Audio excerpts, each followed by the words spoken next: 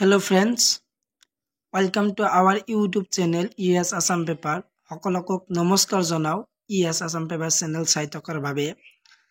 আজি তোমালোকৰ আগত লৈ আহিছো BA 3rd সেমিষ্টাৰৰ যেটো তোমালোকৰ MDC সাবজেক্ট আছে হিউম্যানিটিজ এন্ড সোশ্যাল সায়েন্স সাবজেক্টৰ প্ৰথম চ্যাপ্টাৰটো হল যে বিশ্বায়নৰ ইতিমধ্যে তোমালোকৰ আগত 1 মাৰ্কৰ কোৱেশ্চন আনসাৰ ডিসকাস কৰিছো। আজি ডিসকাস কৰিম তোমালোকৰ 2 মাৰ্কৰ। তো 1 মাৰ্কৰ কোৱেশ্চন আনসাৰ কোনোবাই যদি চাব পাৰা তো তেনেহলে এই ভিডিও ডেসক্ৰিপচনত লিংক দি আছে। আজি দেখম তোমালোকৰ 2 মাৰ্কৰ কোৱেশ্চন আনসাৰ প্ৰথম চ্যাপ্টাৰৰ MDC বিশ্বায়ন 3rd সেমিষ্টাৰ।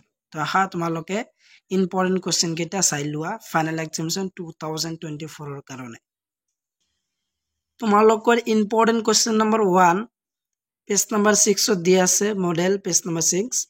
তো ইম্পৰ্টেন্ট কোৱেশ্চন নম্বৰ 1 বিশ্বায়নৰ ফলাফলসমূহ উল্লেখ কৰা। very important কোৱেশ্চন তোমালোকৰ 2 মাৰ্কৰ কাৰণে very important। তো ইয়াত চাৰিটা দিয়া আছে তোমালোকৰ পইণ্ট, তো চাৰিটা তোমালোকে চাই লবা 2 মাৰ্কৰ কাৰণে very important কোৱেশ্চনটো। আৰু আছে ইয়াৰ পিছৰ কোৱেশ্চনটো যে কোৱেশ্চন নম্বৰ 2 যে বিশ্বায়নৰ অৰ্থনৈতিক তাৎপৰ্য কি। এইটো ইম্পৰ্টেন্ট হয় তোমালোকৰ ফাইনাল এক্সামিনেশনৰ কাৰণে 2 মাৰ্কৰ। বিশ্বায়নৰ অৰ্থনৈতিক তাৎপৰ্য কি কোৱেশ্চনটো তোমালোকে চাই লোৱা আৰু এনসাৰটো দি আছো, এনসাৰটো চাই লোৱা। ইয়া আছিল তোমালোকৰ প্ৰশ্ন নম্বৰ 2 ৰ এনসাৰ যে বিশ্বায়নৰ অৰ্থনৈতিক তাৎপৰ্য কি।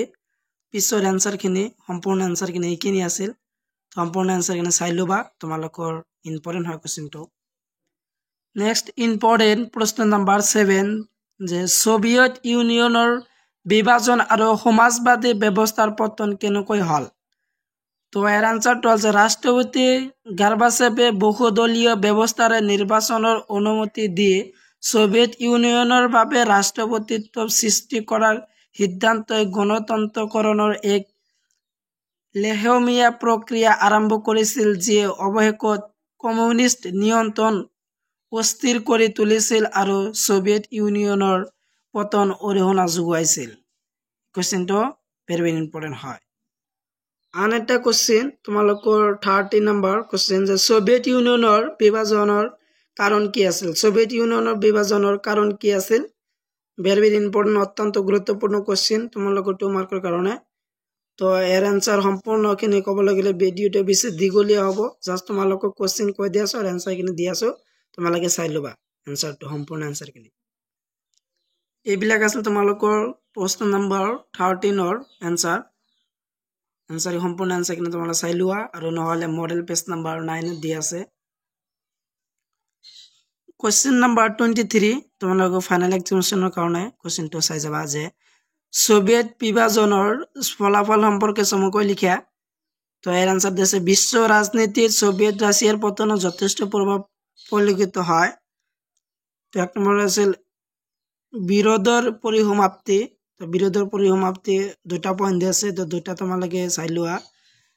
বিৰোধৰ পৰিসমাপ্তিৰ প্ৰথম নম্বৰ পইণ্ট আছে সোভিয়েত ৰাছিয়া ধ্বংসই এই বিধাৰ অন্ত পেলাইছিল, যি সমাজবাদী নে পুঁজিবাদী কোনো ব্যৱস্থা ভাল আৰু গ্ৰহণযোগ্য। আৰু আছে ইয়াৰ আনসাৰ। তো পিছৰ আনসাৰখিনি তোমালোকে চাই থকা।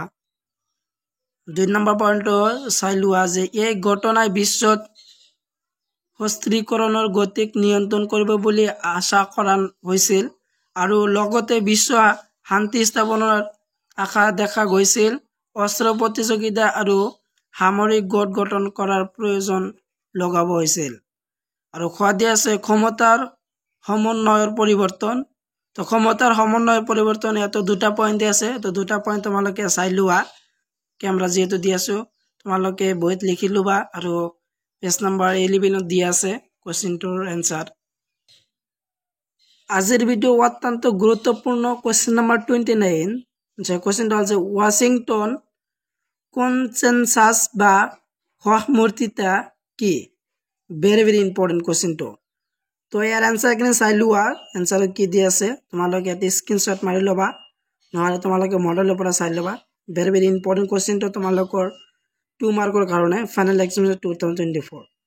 আৰু আছে এই পেজৰ আন এটা কোৱেশ্চন আছে, তো আন এটা কোৱেশ্চনটো চাই লোৱা। তো কোৱেশ্চন নাম্বাৰ 31 ওয়াশিংটন কনসেনসাসৰ কোনে প্ৰস্তাৱ কৰিছিল।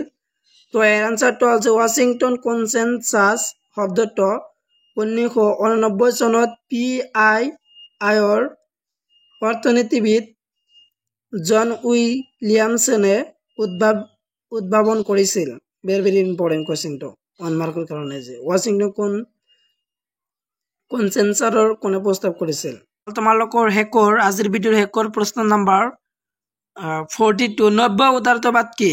Very important. তো এৰ আনসাৰ যে নব্য উদাৰতাবাদক সমসাময়িকভাৱে বজাৰমুখী সংস্কাৰ নীতিক বুজাবলৈ ব্যৱহাৰ কৰা হয়, যেনে কটমূল্য নিয়ন্ত্ৰণ নিৰ্মূল কৰা, মূলধনী বজাৰ নিয়ন্ত্ৰণ মুক্ত কৰা, বাণিজ্যিক বাধা হ্ৰাস কৰা আৰু বিশেষকৈ ব্যক্তিগতকৰণ আৰু কঠোৰতাৰ জৰিয়তে অৰ্থনীতিত ৰাষ্ট্ৰীয় প্ৰভাৱ হ্ৰাস কৰা। কোৱেশ্চনটো ভেৰি ইম্পৰ্টেণ্ট। আজিৰ ভিডিঅ' এইখিনি আছিল।